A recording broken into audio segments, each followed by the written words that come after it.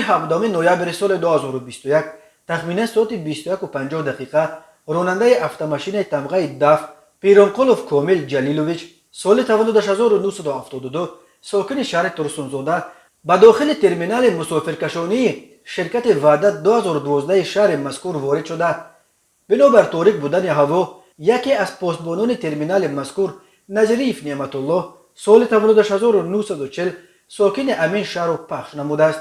در نتیجه پاسبان ترمینال مذکور نظریف جراحت وزن جسمانی برداشته در جای حادثه به هلاکت رسیده است.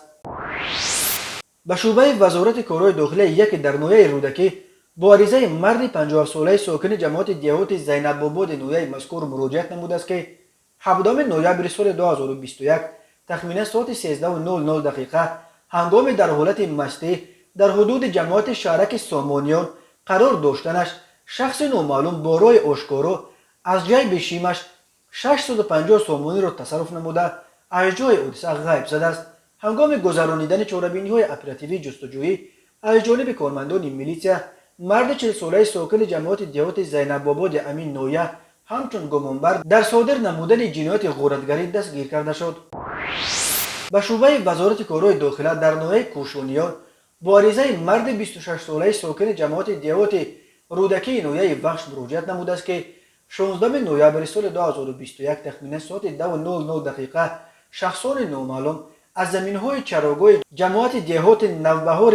نویه مذکور دو سر چارپای میده شاخدار را دزدیده از جای حادثه غیب زدند. ضرر رسانیده شده 3200 سامانی را تشکیل می‌دهد. هنگام گذرانیدن چاره‌بینی‌های اپراتیوی جستجویی از جانب کارمندان میلیسیا مرد 30 و 39 ساله ساکنان جماعت دیهات نوبهار امین نوحیه با گمان صادر نمودن جنایت دزدی دستگیر کرده شدند. اینچنین پرونده جنایتی با ماده 244 قسم 2 کودکس جنایتی جمهوری تاجیکستان نسبت جوانزن 22 ساله ساکن جماعت دیهات چارکوی